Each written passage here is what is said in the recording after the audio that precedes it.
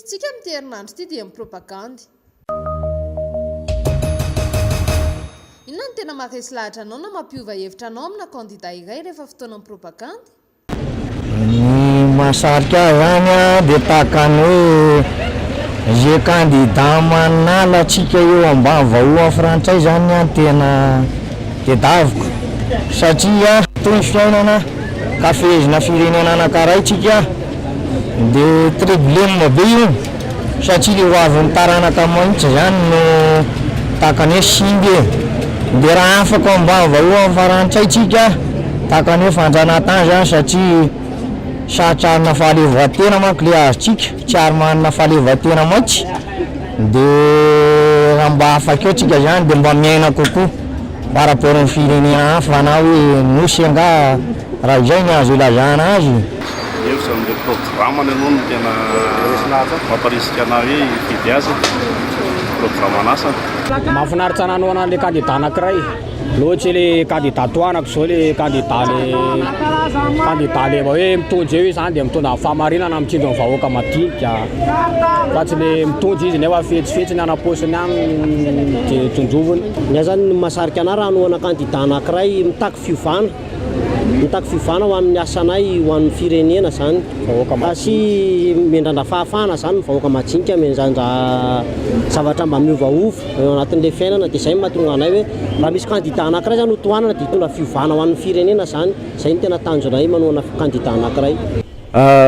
Za aloha raha amina manokana ny hoe atao hoe maharesy lahatra hoe hividianako kandida anankiray dia eo aloha le fisian'ny vina manana vina tsara ry zareo dia raha nifidy kandida ray teo aloha mety miova mety amin'izao fotoana mety hafandray no fidiko satria hita hoe tsy tanteraka le izy ary sarotra tanterahana ihany koa le vina eritreretin'le kandida ray.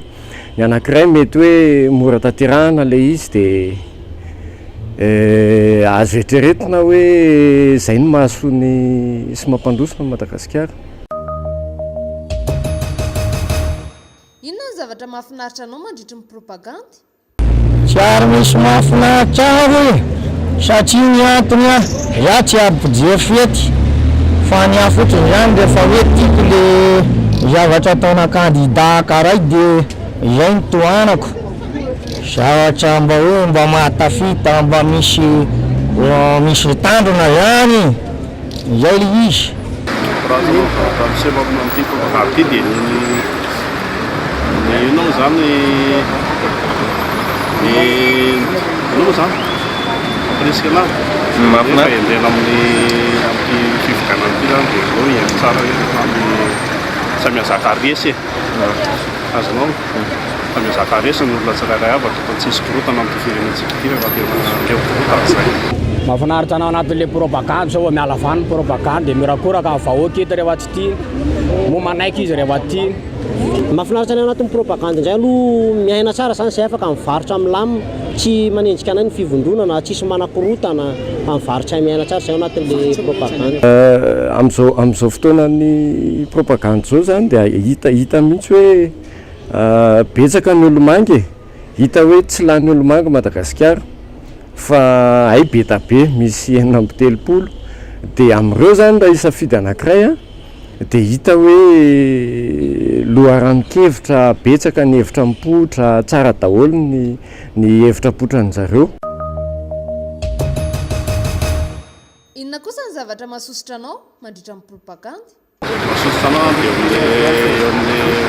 eo amin'ilay mahasosotra anao amin'ilay propagandy dia tsy tsara zany eo amin'ilay miady azonao satria efa io zany tokony hoe soratsika amin'ny fampandrosoana zany amin'ny propagandy fividianana tokony samy hazaka daholo ny rehetrarehetra. Mahasosotra anao anatin'ilay propagandy zao misy ny olona tokony tsy latsaka nefa milatsaka dia ilay mahasosotra. Fa mahasosotra anatin'ilay propagandy indray zany dia lasa tsisy fifanajana zany fa mandalo ny sasany dia misitrika mandalo ny sasany dia mitabataba fa tokony hoe aravarana mandeha zany fampelezan-kevitra tokony hoe izay mandalo eo zany rehefa tsy tianao ny sasany dia tsy miteny ianao rehefa tianao ny sasany dia tsy miteny ianao dia mifanaja zany.